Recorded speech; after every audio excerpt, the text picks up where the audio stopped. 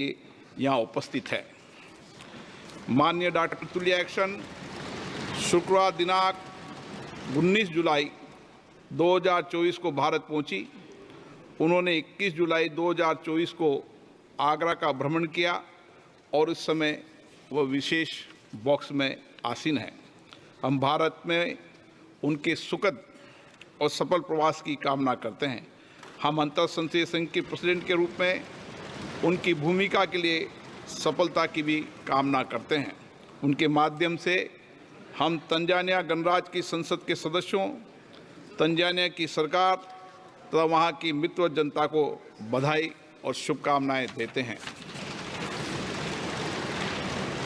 मान्य सदस्यगण, जैसा कि आपको समाचार भाग 2 के माध्यम से पहले ही सूचित किया जा चुका है कि माननीय वित्त मंत्री जी के बजट भाषण की प्रतियां हार्ड कॉपी के रूप में उपलब्ध कराई जाएगी। अतः बजट प्रस्तुत हो जाने के पश्चात माननीय सदस्य कृपया बजट भाषण की अपनी अपनी प्रति प्रकाशन काउंटर से प्राप्त कर लें। आपको ये भी सूचित किया जाता है कि माननीय मंत्री द्वारा बजट प्रस्तुत किए जाने के पश्चात बजट की प्रतियां आपको मेंबर्स पोर्टल के माध्यम से भी उपलब्ध करा दी जाएगी। माननीय वित्त मंत्री Shrimati Nirmala Sitharaman.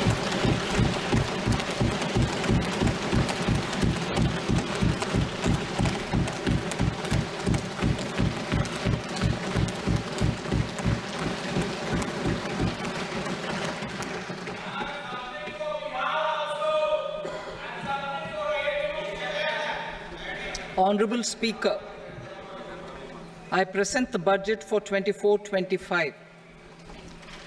Introduction.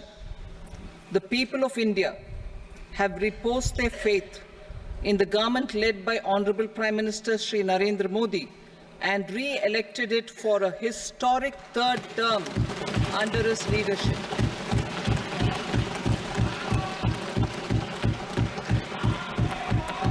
We are grateful for their support, faith, and trust in our policies.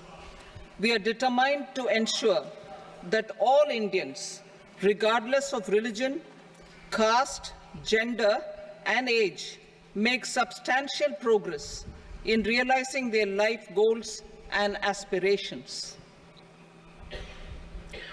Global context. The global economy, while performing better than expected, is still in the grip of policy uncertainties. Elevated asset prices, political uncertainties, and shipping disruptions continue to pose significant downside risks for growth and upside risks to inflation. In this context, India's economic growth continues to be the shining exception and will remain so in the years ahead.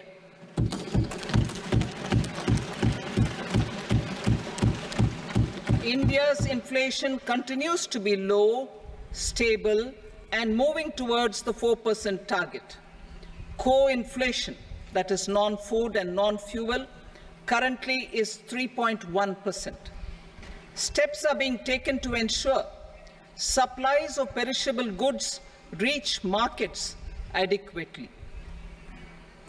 Interim budget.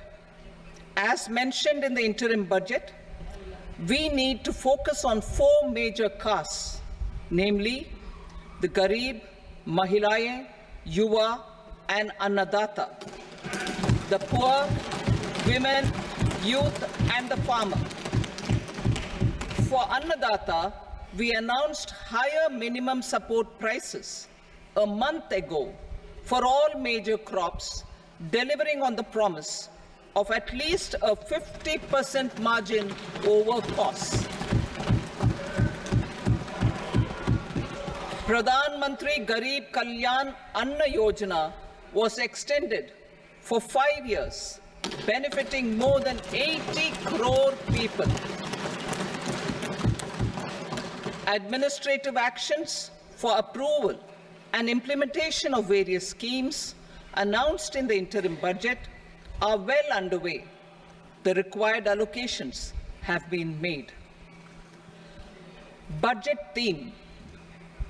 Turning attention to the full year and beyond in this budget, we particularly focus on employment, skilling, MSMEs, and the middle class. I am happy to announce the Prime Minister's package of 5 schemes and initiatives to facilitate employment, skilling, and other opportunities for 4.1 crore youth over a 5-year period, with a central outlay of 2 lakh crore rupees. I will speak about them shortly, while more details may be seen in the annexure. This year, I've made a provision of 1.48 lakh rupees, 1.48 lakh crore rupees for education, employment, and skilling. Budget priorities. The people have given a unique opportunity to our government to take the country on the path of strong development and an all-round prosperity. In the interim budget, we promise to present a detailed roadmap for our pursuit of Vikasit Bharat. In line with the strategy set out in the interim budget, this budget envisages sustained efforts on the following 9 priorities for generating ample opportunities for all. Number 1, productivity and resilience in agriculture. Number 2, employment and skilling. Number 3, inclusive human resource development and social justice. 4, manufacturing and services. 5, urban development. 6, energy security. 7, infrastructure. 8, innovation, research and development. And 9, next generation reforms. Subsequent budgets will build on these and add more priorities and actions. A more detailed formulation will be carried out as part of the economic policy framework, about which I will speak later in this speech. This budget details some of the specific actions to be initiated in the current year towards fulfillment of these priorities, with potential for transformative changes. The budget also covers some of the previously made announcements with intent to strengthen them and step up their implementation for expediting our journey towards the goal of Vikasit Bharat. Priority 1, productivity and resilience in agriculture. Transforming agricultural research. Our government will undertake a comprehensive review of the agricultural research setup to bring the focus on raising productivity and developing climate-resilient varieties. Funding will be provided in challenge mode, including to the private sector. Domain experts, both from the government and outside, will oversee the conduct of such research. Release of new varieties. New 109 high-yielding and climate-resilient varieties of 32 field and horticultural crops will be released for cultivation by farmers. Natural farming. In the next 2 years, 1 crore farmers across the country will be initiated into natural farming, supported by certification and branding. Implementation will be through scientific institutions and willing gram panchayats. 10,000 need-based bio-input resource centers will be established. Missions for pulses and oil seeds. For achieving self-sufficiency in pulses and oil seeds, we will strengthen their production, storage, and marketing. As announced in the interim budget, a strategy is being put in place to achieve Atmanirbharta for oil seeds such as mustard, groundnut, sesame, soybean, and sunflower. Vegetable production and supply chains. Large-scale clusters for vegetable production will be developed closer to major consumption centers.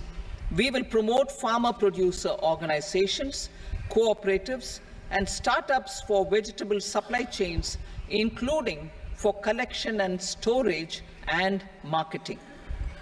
Digital public infrastructure for agriculture.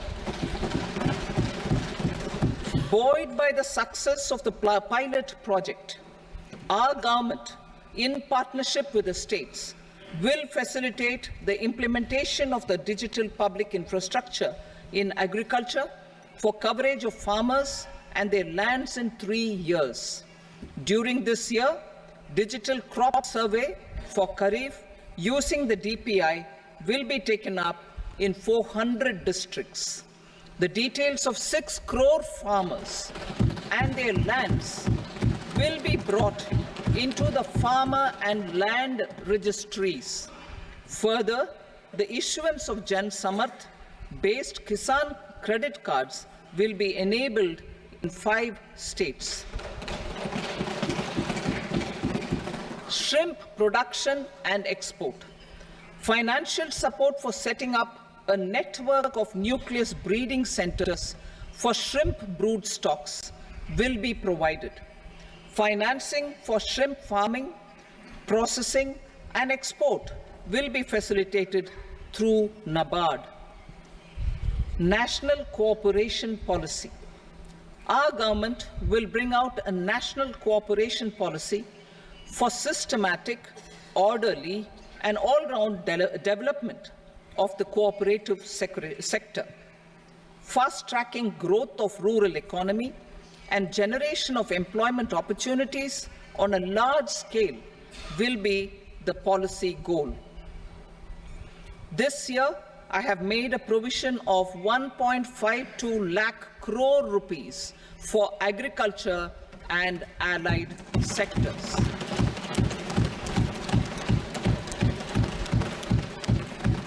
Priority 2, employment and skilling.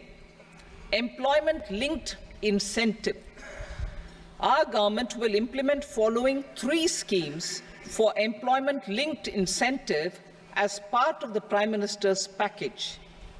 These will be based on enrollment in the EPFO and focus on recognition of first-time employees and support to employees and employers. Scheme A, first-timers.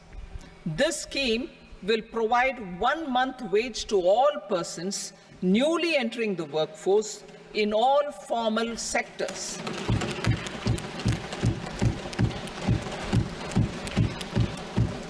Direct benefit transfer of 1 month's salary in 3 installments to first-time employees as registered in the EPFO will be up to 15,000 rupees. The eligibility limit will be a salary of 1 lakh per month. The scheme is expected to benefit 210 lakh youths.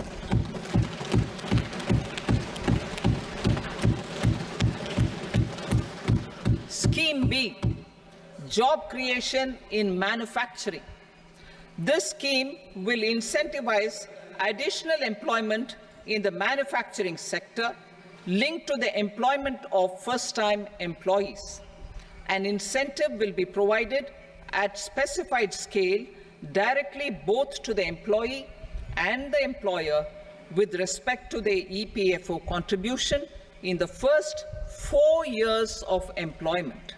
The scheme is expected to benefit 30 lakh youth entering employment and their employers.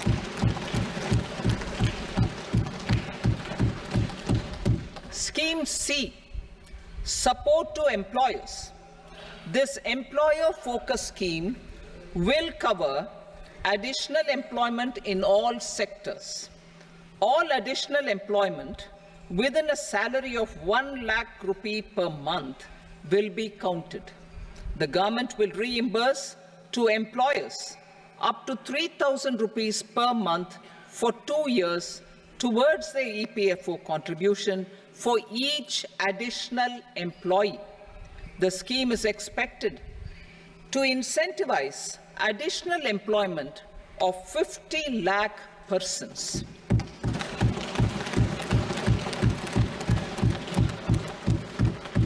Participation of women in the workforce. We will facilitate higher participation of women in the workforce through setting up of working women hostels in collaboration with industry and establishing creches. In addition, the partnership will seek to organize women-specific skilling programs and promotion of market access for women SHG enterprises. Skilling program. I'm happy to announce a new centrally sponsored scheme as the fourth scheme under the Prime Minister's package for skilling in collaboration with state governments and industry. 20 lakh youth will be skilled over a 5-year period.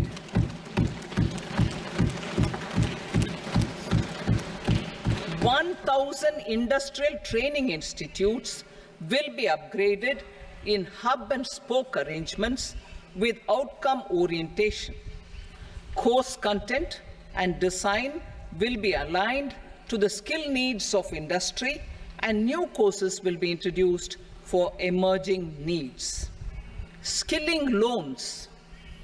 The model skill loan scheme will be revised to facilitate loans up to 7.5 lakh rupees with a guarantee from a government-promoted fund. This measure is expected to help 25,000 students every year.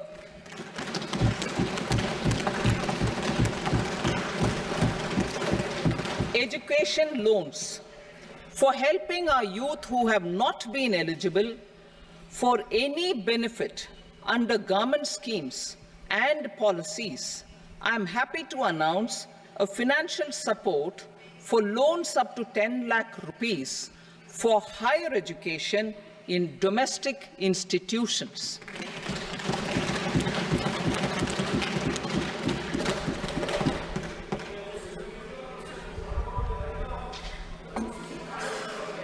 E-vouchers for this purpose. E-vouchers for this purpose will be given directly to 1 lakh students every year for annual interest subvention of 3% of the loan amount. Priority 3, inclusive human resource development and social justice, saturation approach. Our government is committed to all-round, all-pervasive and all-inclusive development of people, particularly farmers, youth, women, and the poor. For achieving social justice comprehensively, the saturation approach of covering all eligible people through various programs, including those for education and health, will be adopted to empower them by improving their capabilities.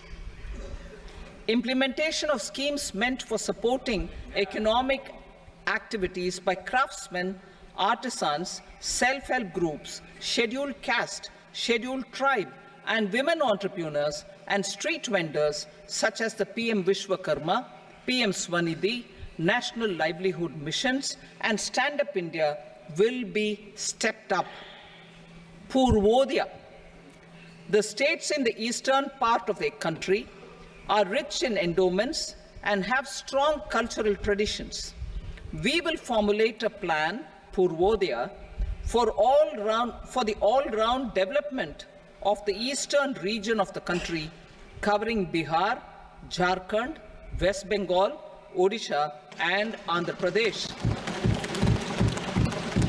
This will cover human resource development, infrastructure, and generation of economic opportunities to make the region an engine to attain Vikasit Bharat.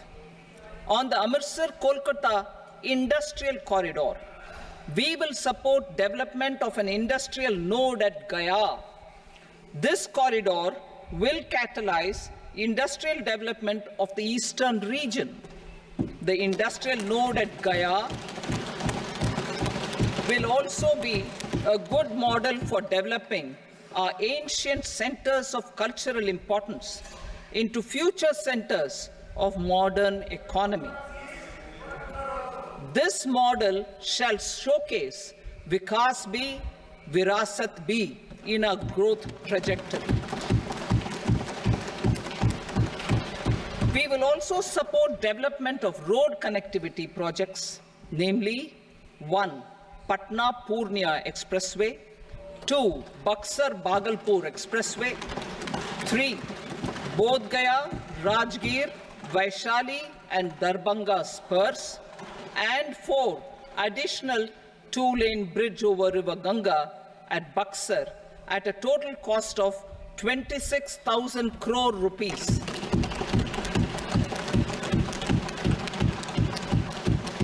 Power projects, including setting up of a new 2,400 megawatt power plant at Pir Painti, will be taken up at a cost of 21,400 crore rupees. New airports, medical colleges, and sports infrastructure in Bihar will be constructed. An additional allocation to support capital investments will be provided. The requests of Bihar government for external assistance from multilateral development banks will be expedited.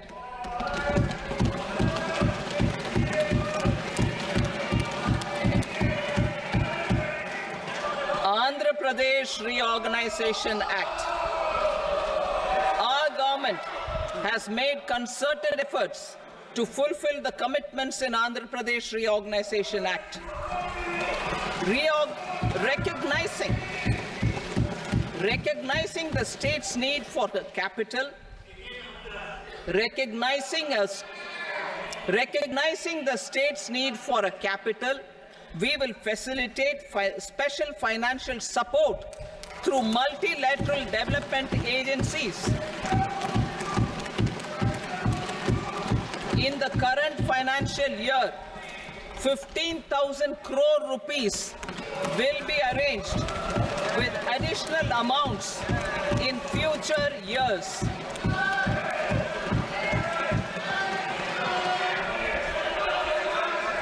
Our government is fully committed to financing and early completion of the Polavaram irrigation project, which is the lifeline for Andhra Pradesh and its farmers. This will facilitate our country's food security as well. Under the Act, Andhra Pradesh Reorganization Act, for promoting industrial development, funds will be provided for essential infrastructure such as water, power, railways, and roads. In Kopparthi node on the Visakhapatnam-Chennai industrial corridor and Varavakal node on the Hyderabad-Bengaluru industrial corridor. An additional allocation will be provided this year towards capital investment for economic growth. Grants for backward regions of Rayalaseema, Prakasham, North Coastal Andhra, as stated in the Act, will be provided. PM Awas Yojana, 3 crore additional houses under the PM Awas Yojana in rural and urban areas in the country have been announced, for which the necessary allocations are being made. Women-led development. For promoting women-led development, the budget carries an allocation of more than 3 lakh crore for schemes benefiting women and girls. This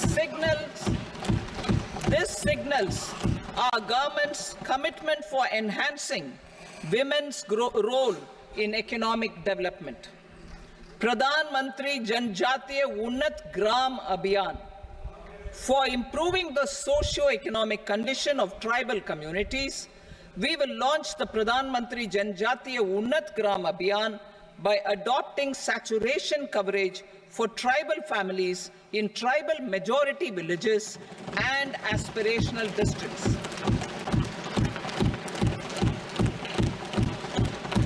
This will cover 63,000 villages, benefiting 5 crore tribal people. Bank branches in northeastern region. More than 100 branches of India Post Payment Bank will be set up in the northeast region to expand the banking services. This year, I have made a provision of 2.66 lakh crore rupees for rural development, including rural infrastructure. Priority 4, manufacturing and services, support for promotion of MSMEs. This budget provides special attention to MSMEs and manufacturing, particularly labor-intensive manufacturing. We have formulated a package covering financing, regulatory changes, and technology support for MSMEs to help them grow and also compete globally, as mentioned in the interim budget.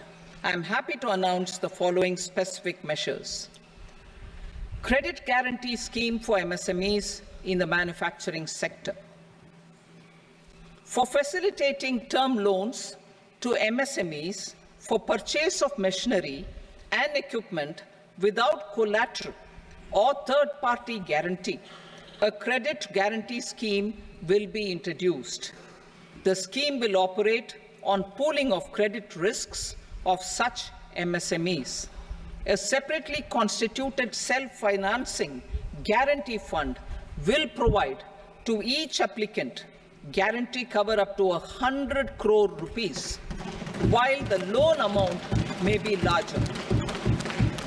The borrower will have to provide an upfront guarantee fee and an annual guarantee fee on the reducing loan balance. New assessment model for MSME credit. Public sector banks will build their own in-house capability to assess MSMEs for credit instead of relying on external assessment. They will also take a lead in developing or getting developed a new credit assessment model based on the scoring of digital footprints of the MSMEs in the economy. This is expected to be a significant improvement over the traditional assessment of credit eligibility based only on asset or turnover criteria. That will also cover MSMEs without a formal accounting system. Credit support to MSMEs during stress period. I'm happy to announce a new mechanism for facilitating continuation of bank credit to MSMEs during their stress period while being in special mention account, SMA stage, for reasons beyond their control. MSMEs need credit to continue their business and to avoid getting into the NPA stage. Credit availability will be supported through a guarantee from a government-promoted fund. Mudra loans. The limit of Mudra loans will be enhanced to 20 lakh from the current 10 lakh for those entrepreneurs who have availed and successfully repaid previous loans under the Tarun category. Enhanced scope for mandatory onboarding in TREDS.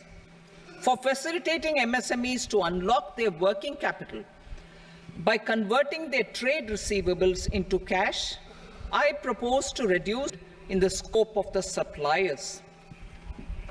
SIDBI branches in MSME clusters.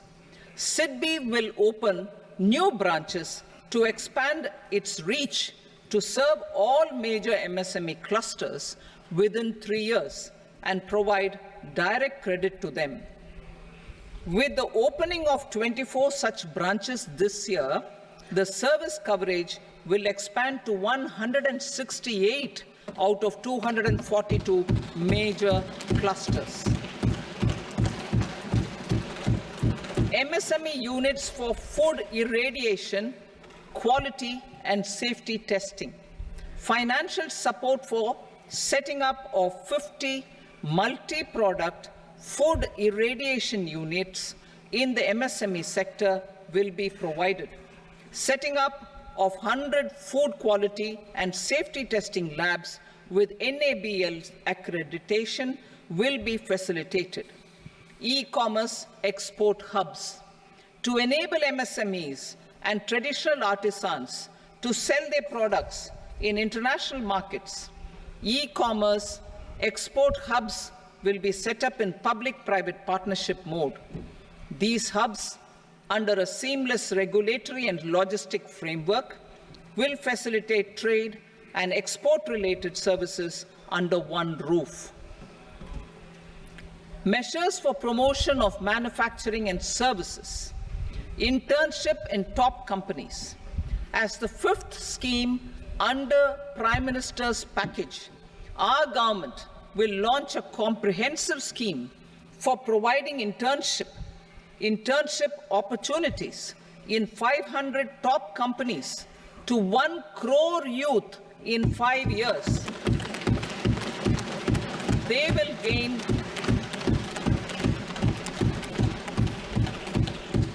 will gain exposure for 12 months to real-life business environment, varied professions, and employment opportunities. An internship allowance of 5,000 per month, 5,000 rupees per month, along with a one-time assistance of 6,000 rupees will be provided. Companies will be expected to bear the training cost and 10% of their internship cost from their CSR funds. Industrial parks. Our government will facilitate development of investment-ready, plug-and-play industrial parks with complete infrastructure in or near 100 cities in partnership with the states and private sector by better using town planning schemes. 12 industrial parks under the National Industrial Corridor Development Program also will be sanctioned.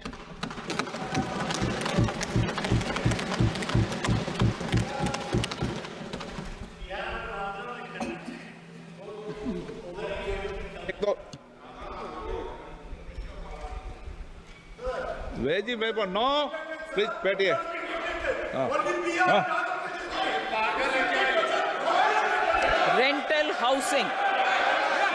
Rental housing with dormitory type accommodation for industrial workers will be, just 1 minute.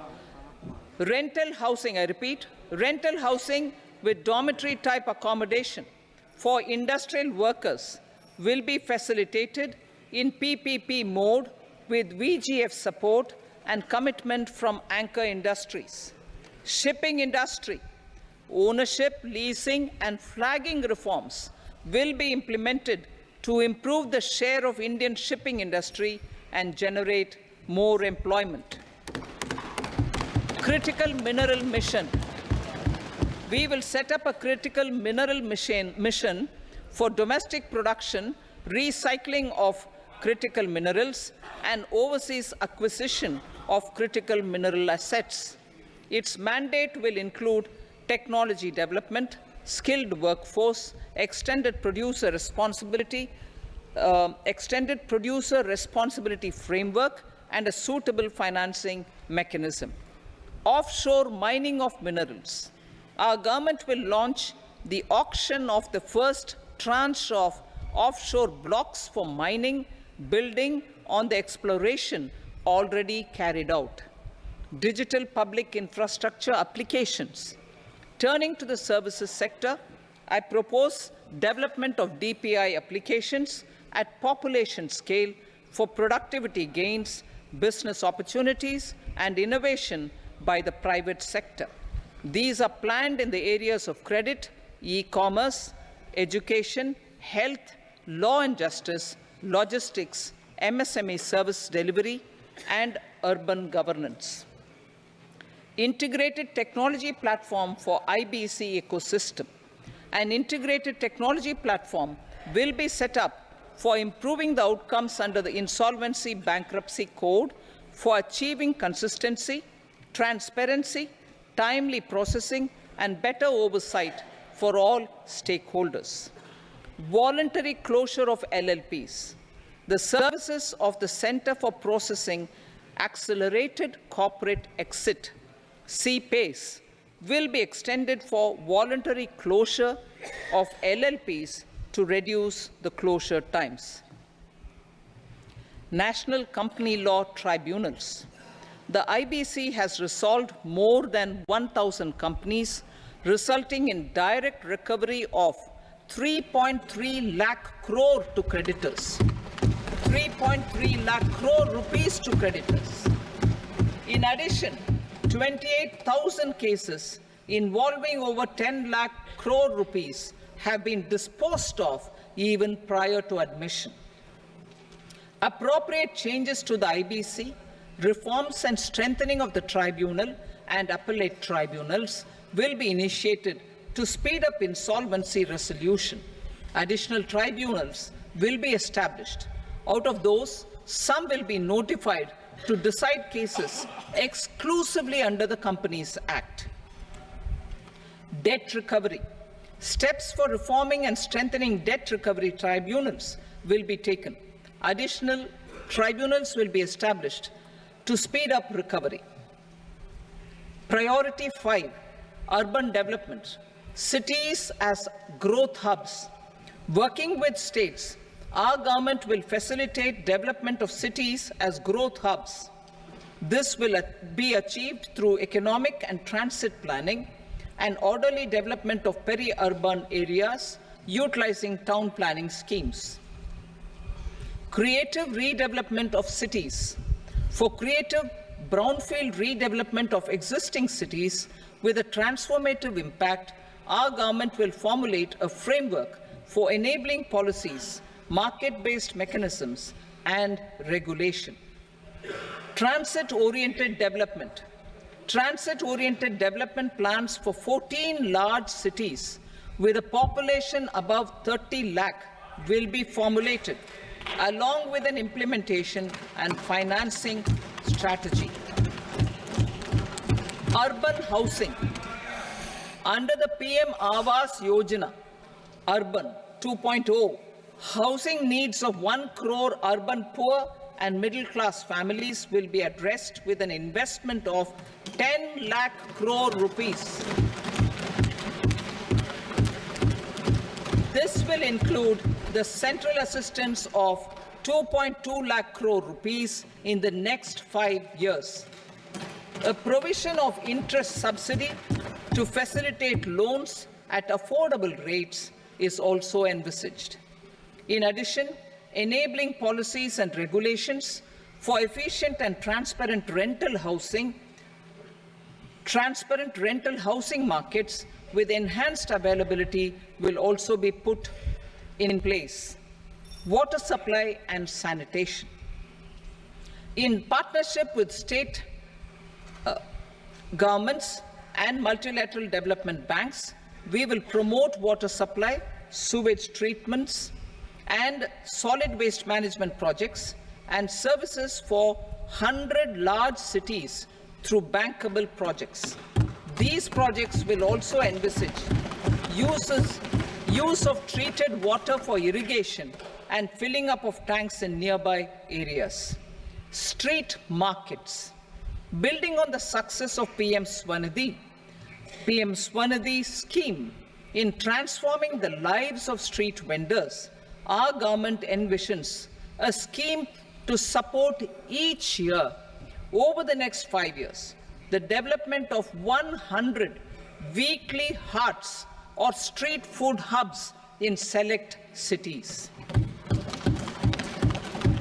Stamp duty.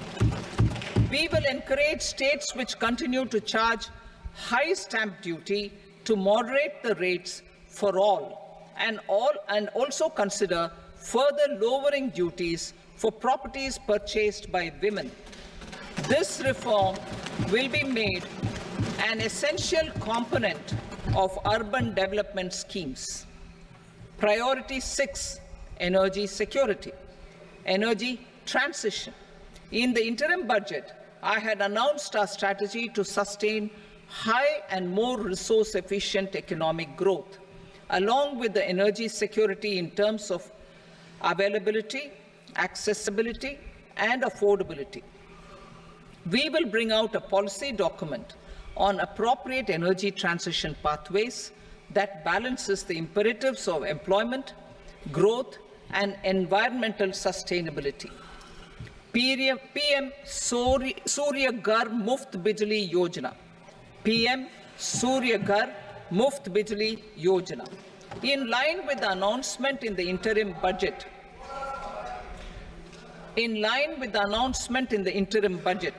PM Surya Ghar Muft Bijli Yojana has been launched to install rooftop solar plants to enable 1 crore households obtain free electricity up to 300 units every month.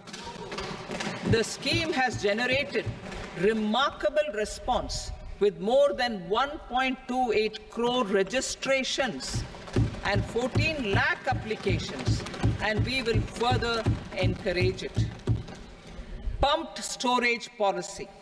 A policy for promoting pumped storage projects will be brought out for electricity storage and facilitating smooth integration of the growing share of renewable energy with its variable and intermittent nature in the overall energy mix. Research and development of small and modular nuclear reactors. Nuclear energy is expected to form a very significant part of the energy mix for Viksit Bharat. Towards that pursuit, our government will partner with the private sector for 1. Setting up Bharat Small Reactors, 2. Research and development of Bharat Small Modular Reactor, and 3. Research and development of newer technologies for nuclear energy. The R&D funding announced in the interim budget will be made available for this sector also. Advanced ultra supercritical thermal power plants.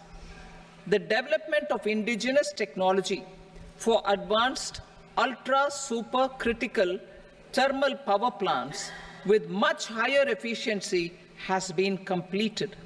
A joint venture between NTPC and BHEL will set up a full-scale 800 megawatt commercial plant using AUSC technology. The government will provide the required fiscal support. Moving forward, development of indigenous capacity for the production of high-grade steel and other advanced metallurgy materials for these plants will result in strong spin-off benefits for the economy. Roadmap for hard-to-abate industries. A roadmap for moving the hard-to-abate industries from energy efficiency targets to emission targets will be formulated. Appropriate regulations for transition of these industries from the current perform, achieve, and trade mode to Indian carbon market mode will be put in place. Support to traditional micro and small industries. An investment-grade energy audit of traditional micro and small industries in 60 clusters, including brass and ceramic, will be facilitated. Financial support will be provided for shifting them to cleaner forms of energy and implementation of energy efficiency measures. The scheme will be replicated in another 100 clusters in the next phase. Priority 7, infrastructure investment by central government. Significant investment the central government has made over the years in building and improving infrastructure has had a strong multiplier effect on the economy. We will endeavour to maintain strong fiscal support for infrastructure over the next 5 years, in conjunction with imperatives of other priorities and fiscal consolidation. This year, I have provided 11,11,111 crore rupees for capital expenditure. This would be 3.4% of our GDP. Infrastructure investment by state governments.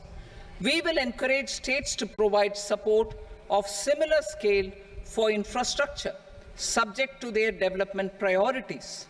A provision of 1.5 lakh crore rupees for long-term interest-free loans have been made this year, also to support the states in their resource allocation. Private investment in infrastructure.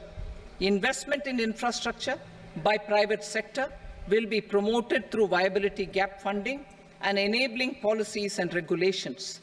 A market-based financing framework will be brought out.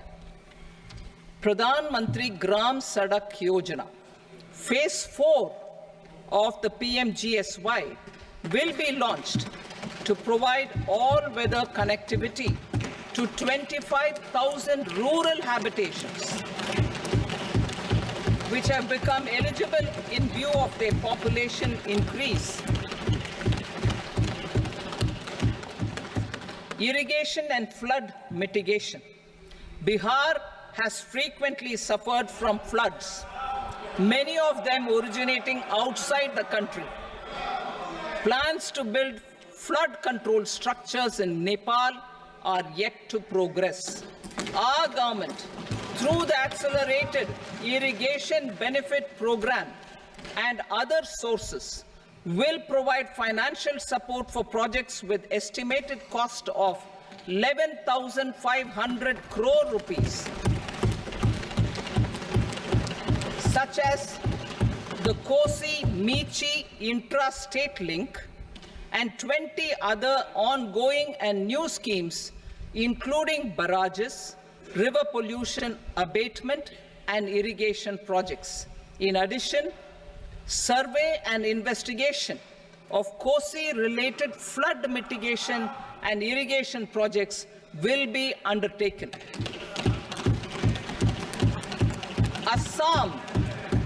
Assam grapples with floods every year by the Brahmaputra River and its tributaries originating outside India.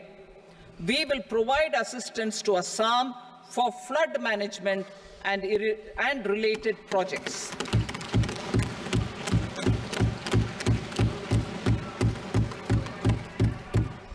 Himachal Pradesh suffered extensive losses due to floods last year. Our government will provide assistance to the state for reconstruction and rehabilitation through multilateral development assistance.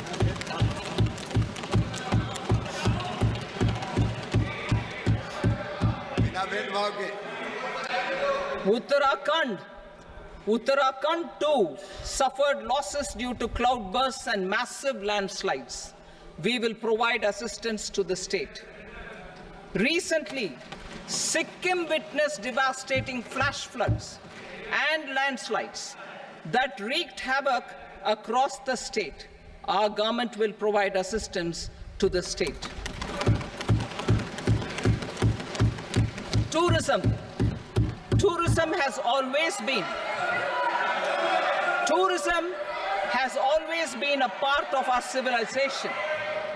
Our efforts in positioning India as a global tourist destination will also create jobs stimulate investments, and unlock economic opportunities for other sectors.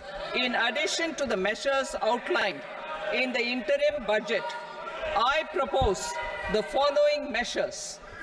Vishnupad Temple at Gaya and Mahabodhi Temple at Bodh Gaya in Bihar are of immense spiritual significance.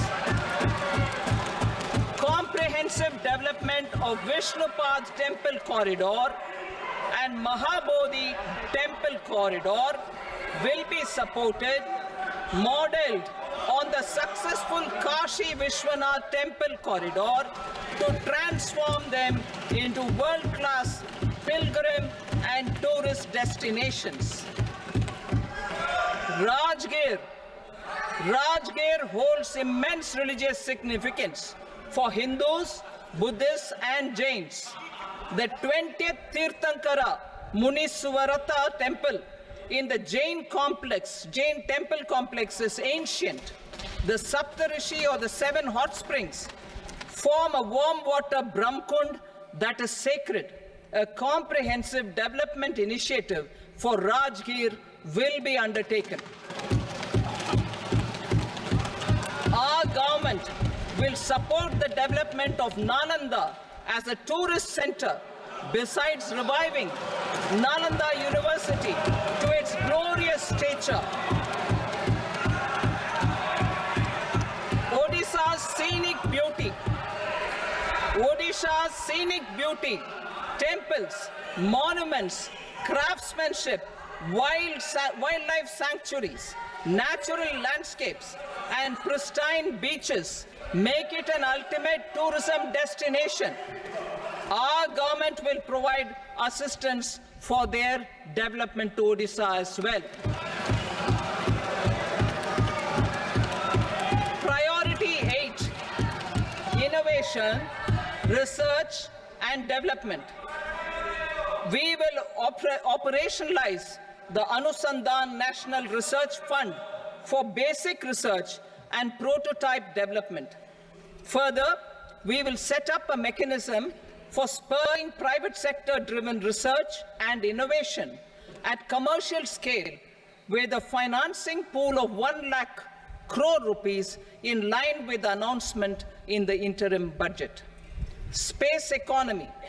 With our continued emphasis on expanding the space economy by 5 times in the next 10 years, a venture capital fund of 1,000 crore rupees will be set up. Priority 9, next generation reforms. Economic policy framework. We will formulate an economic policy framework to delineate the overarching approach to economic development and set the scope of the next generation of reforms for facilitating employment opportunities and sustaining high growth. Our government will initiate and incentivize reforms for 1. Improving productivity of factors of production, and 2. Facilitating markets and sectors to become more efficient. These reforms will cover all factors of production, namely land, labor, capital, and entrepreneurship, and technology as an enabler of improving total factor productivity and bridging inequality. Effective implementation of several of these reforms requires collaboration between the center and the states, and building consensus as development of the country lies in development of the states. For promoting competitive federalism and incentivizing states for faster implementation of reforms, I propose to earmark a significant part of the 50-year interest-free loan. Working with the states, we will initiate the following reforms.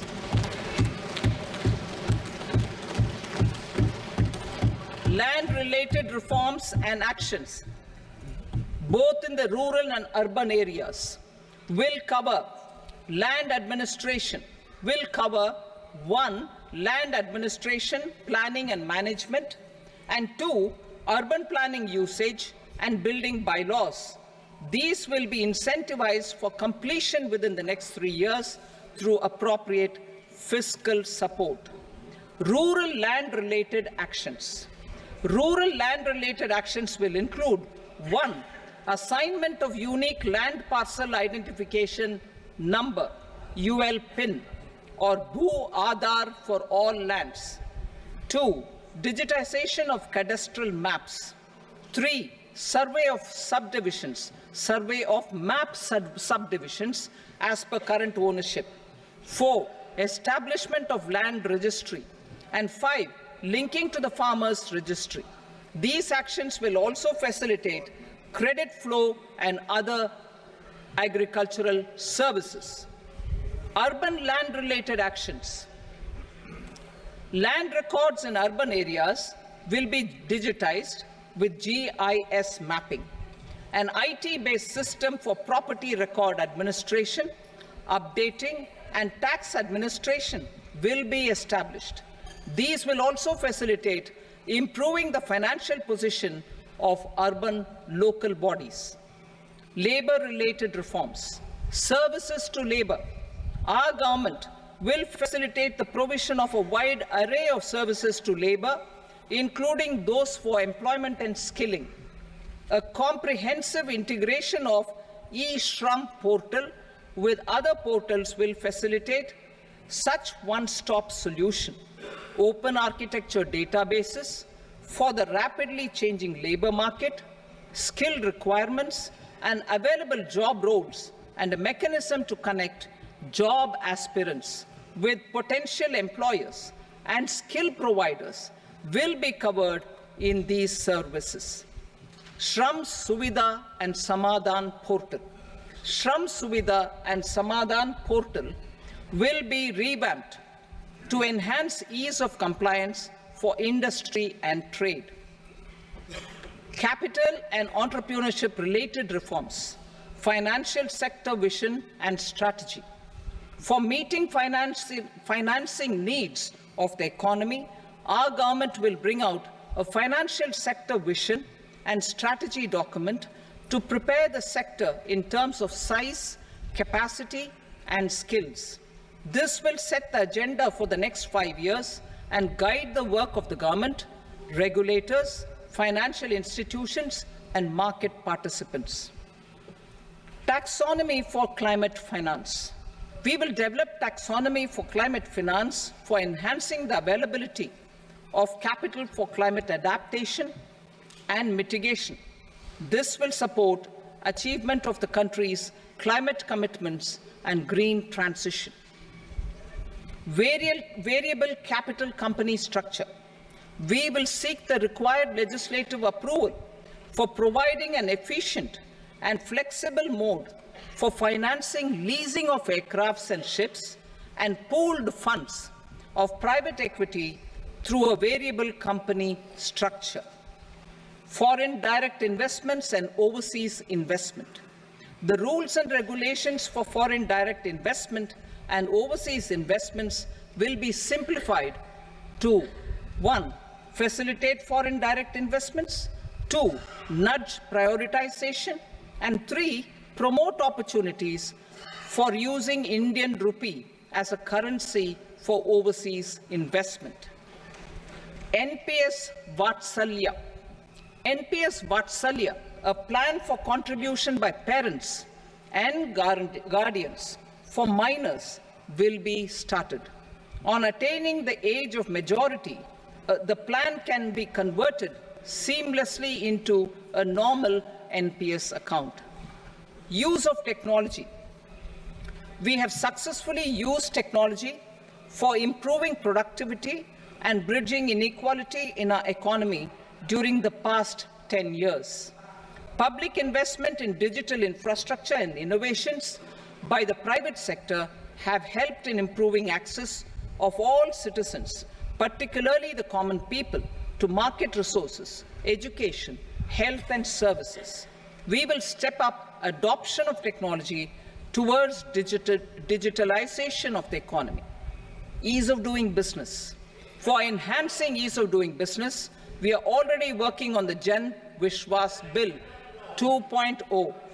Further, states will be incentivized for implementation of the business reforms, action plans, and digitalization. Data and statistics for improving data governance, collection, processing and management of data and statistics, different sectoral databases, including those established under the Digital India Mission, will be utilized with active use of technology tools. New pension scheme.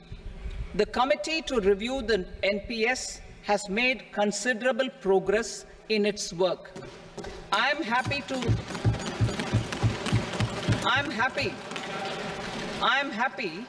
that the staff side of the National Council of the Joint Consultative Machinery for Central Government Employees has taken a constructive approach. A solution will be evolved which addresses the relevant issues while maintaining fiscal prudence to protect the common citizens. Budget estimates for 24-25. For the year 24-25, total receipts other than borrowings and the total expenditure are estimated at 32.07 lakh crore rupees and 48.21 lakh crore rupees respectively. The net tax receipts are estimated at 25.83 lakh crore rupees. The fiscal deficit is estimated at 4.9% of the GDP. The gross and the net market borrowings through dated securities during 24-25 are estimated at 14.01 lakh crore rupees and 11.63 lakh crore rupees respectively. Both will be less than that in 23-24.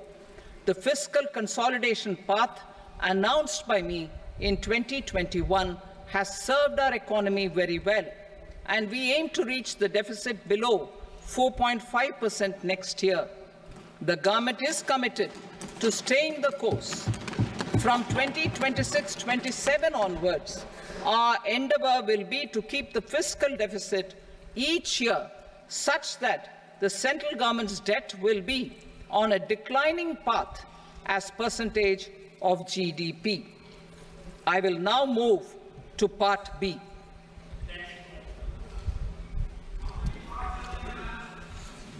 Indirect taxes. Sir, I start with GST. It has decreased tax incidence on the common man, reduced compliance burden and logistics cost for trade and industry, and enhanced revenues of the central and the state governments. It is a success of vast proportions. To multiply the benefits of GST, we will strive to further simplify and rationalize the tax structure and endeavour to expand it to the remaining sectors. My proposals for customs duties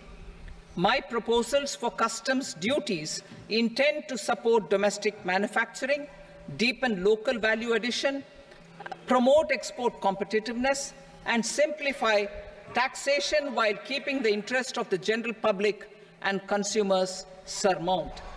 In Budget 22-23, we reduced the number of customs duty rates.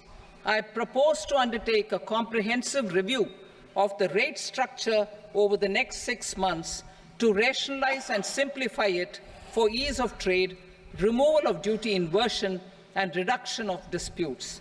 I shall now take up sector-specific customs duty proposals. Medicine and medical equipments. To provide relief to cancer patients, I propose to fully exempt 3 more medicines from customs duties.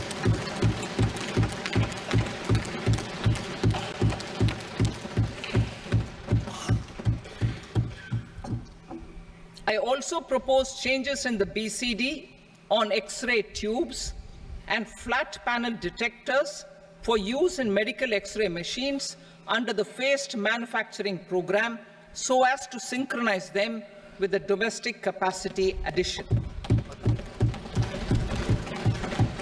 Mobile phone and related parts. With a 3-fold increase in domestic production, an almost 100-fold jump in exports of mobile phones over the last 6 years, the Indian mobile industry has matured. In the interest of consumers, I now propose to reduce the BCD on mobile phone, mobile PCBA, and mobile charger to 15%. Critical minerals.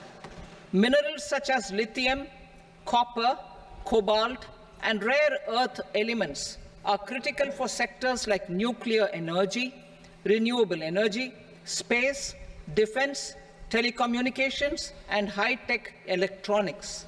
I propose to fully exempt customs duties on 25 critical minerals and reduce BCD on 2 of them.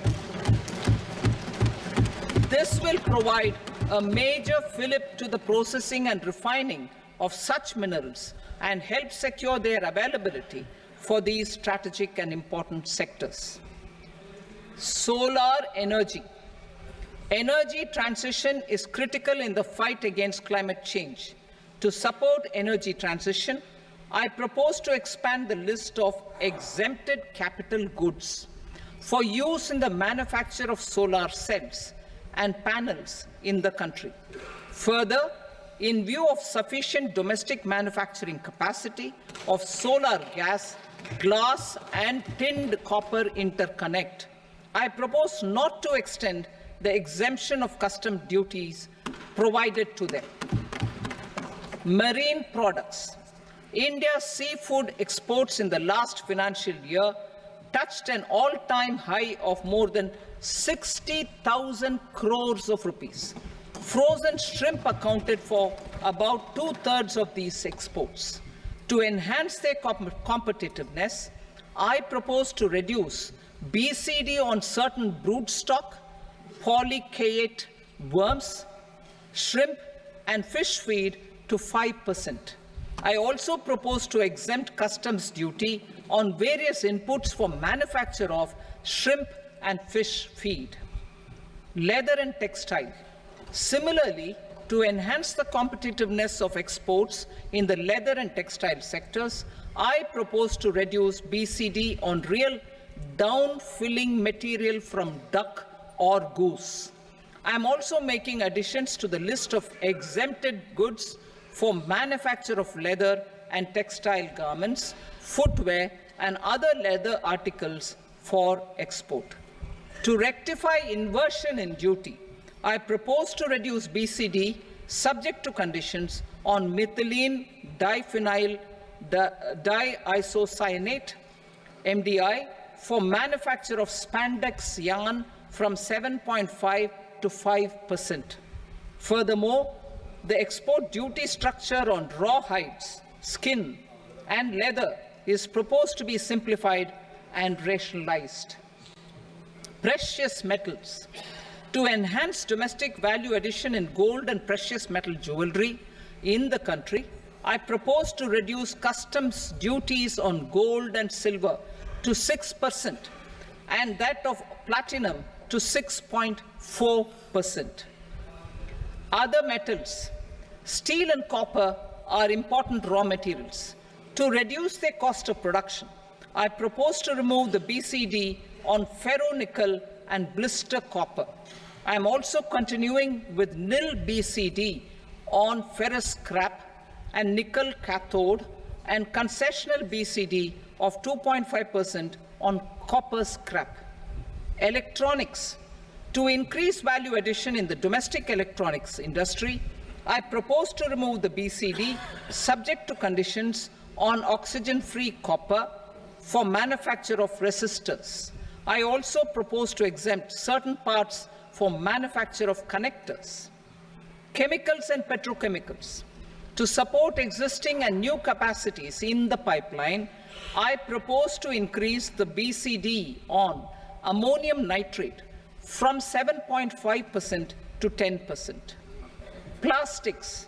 PVC flex banners are non-biodegradable and hazardous for environment and health. To curb their imports, I propose to raise the BCD on them from 10 to 25%. Telecommunication equipment.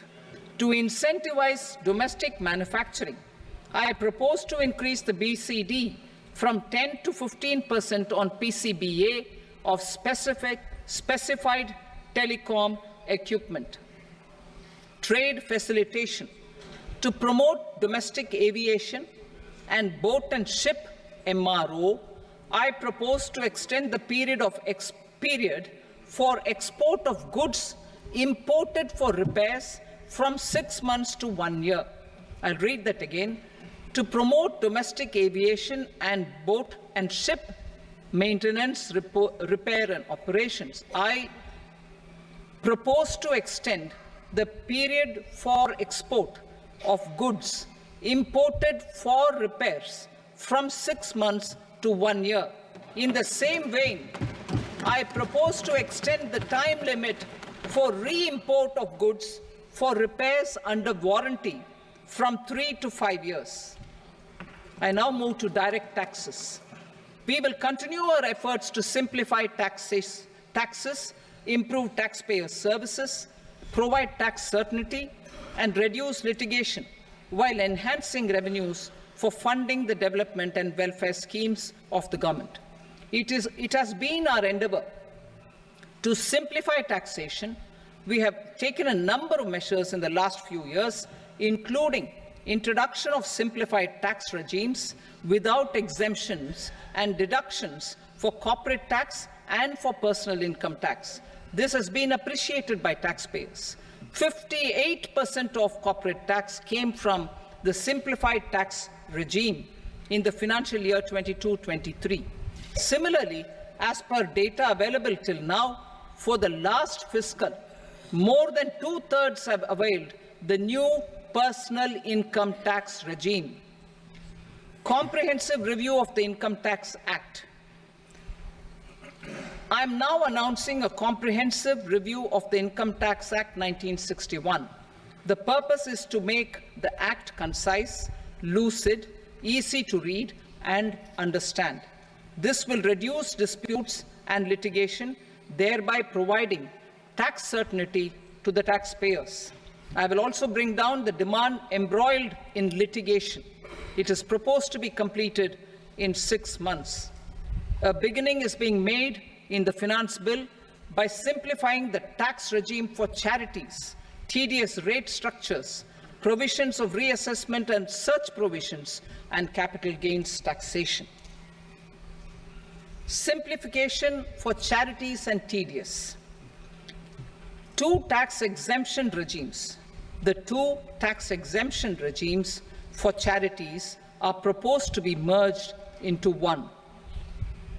The 5% TDS rate on many payments is being merged into the 2% TDS rate, and the 20% TDS rate on repurchase of units by mutual funds or UTI is being withdrawn. TDS rate on e-commerce operators is proposed to be reduced from 1 to 0.1%. Moreover, credit of TCS is proposed to be given in the TDS to be deducted on salary. Further, I propose to decriminalize delay for payment of TDS up to the due date of filing statement for the same. I also plan to provide a standard operating procedure for TDS defaults and simplify and rationalize the compounding guidelines for such defaults. Simplification of reassessment. I propose to thoroughly simplify the provisions for reopening and reassessment. An assessment hereinafter can be reopened beyond 3 years from the end of the assessment year only if the escaped income is 50 lakh rupees or more, up to a maximum period of 5 years from the end of the assessment year. Even in such cases, a time limit of 6 years before the year of the search, as against the existing time limit of 10 years, is being proposed. This will reduce tax uncertainty and disputes. Simplification and rationalization of capital gains. Capital gains taxation is also proposed to be hugely simplified. Short-term gains on certain financial assets shall henceforth attract a tax rate of 20%, while that on all other financial assets and all non-financial assets shall continue to attract the applicable tax rate. Long-term gains on all financial and non-financial assets, on the other hand, will attract a tax rate of 12.5%. For the benefit of the lower and the middle income classes, I propose to increase the limit of exemption of capital gains on certain financial assets to 1.25 lakh rupees per year. Listed financial assets held for more than a year will be classified as long-term, while unlisted financial assets and all non-financial assets will have to be held for at least 2 years to be classified as long-term. Unlisted bonds and debentures, debt mutual funds, and market-linked debentures, irrespective of holding period, however, will attract tax on capital gains at applicable rates. Taxpayer services. All the major taxpayer services under GST and most services under customs and income tax have been digitalized. All remaining services of customs and income tax, including rectification and order giving effect to appellate orders, shall be digitalized and made paperless over the next 2 years. Litigation and appeals. While our concerted efforts to reduce pendency of appeals at various appellate fora are beginning to show good results, it will continue to engage our highest attention. To dispose of the backlog of first appeals, I plan to deploy more officers to hear and decide such appeals, especially those with large tax effect. For resolution of certain income tax disputes pending in appeal, I am also proposing Vivad Se Vishwas Scheme 2024. Further, I propose to increase monetary limits for filing appeals related to direct taxes, excise, and service tax in the tax tribunals, high courts, and Supreme Court to 60 lakh rupees, 2 crore rupees, and 5 crore respectively. With a view to reduce litigation and provide certainty in international taxation, we will expand the scope of safe harbor rules and make them more attractive. We will also streamline the transfer pricing assessment procedure. Employment and investment. I have a few proposals to promote investment and foster employment. First of all, to bolster the Indian startup ecosystem, boost the entrepreneurial spirit, and to support innovation, I propose to abolish the so-called angel tax for all classes of investors. Second, there is tremendous potential for cruise tourism in India. To give a fillip to this employment-generating industry, I am proposing a simpler tax regime for foreign shipping companies operating domestic cruises in the country. Third, India is a world leader in the diamond cutting and polishing industry, which employs a large number of skilled workers. To further promote the development of this sector, we would provide for safe harbor rates for foreign mining companies selling raw diamonds in the country. Fourth, to attract foreign capital for our development needs, I propose to reduce the corporate tax rate on foreign companies from 40 to 35%. Deepening the tax base. I have a couple of proposals for deepening the tax base. First, security transaction tax on futures and options of securities is proposed to be increased to 0.02% and 0.1% respectively. Second, for reasons of equity, I propose to tax income received on buyback of shares in the hands of recipients. Other proposals: to improve social security benefits, deduction of expenditure by employers towards NPS is proposed to be increased from 10 to 14% of the employee's salary. Similarly, deduction of this expenditure up to 14% of salary from the income of employees in private sector, public sector banks and undertakings opting for the new tax regime is proposed to be provided.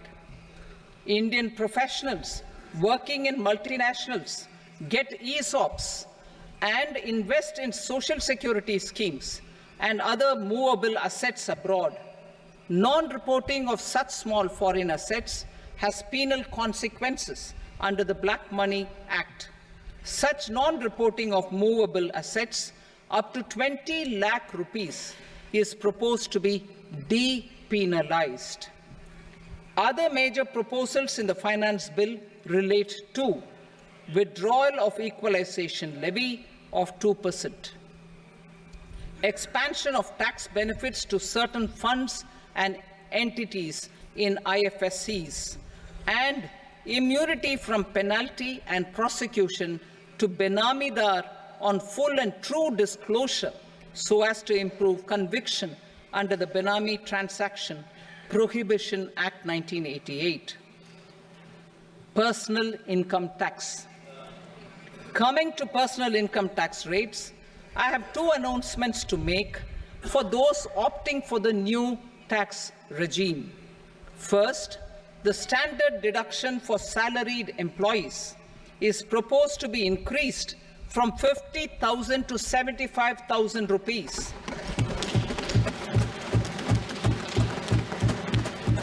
Similarly, deduction on family pension for pensioners is proposed to be enhanced from 15,000 to 25,000 rupees.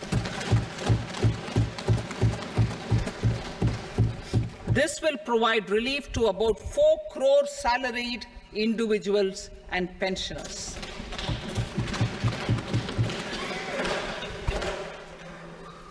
Second, in the new tax regime, the tax rate structure is proposed to be revised as follows: 0 to 3 lakh rupees, nil; 3 to 7 lakh rupees, 5%; 7 to 10 lakh rupees, 10%; 10 to 12 lakh rupees, 15%; 12 to 15 lakh rupees, 20%; and above 15 lakh rupees, 30%.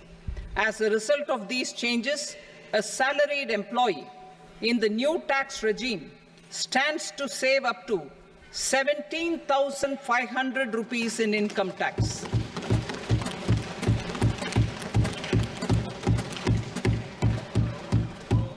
Apart from these, I am also making some other changes as given in the annexure.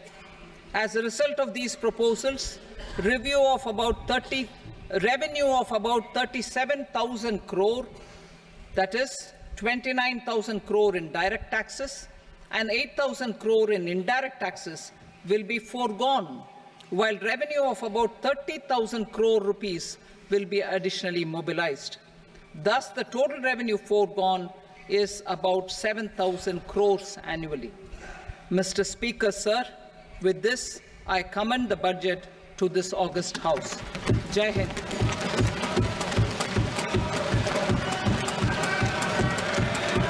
Item number 2. Item number 2.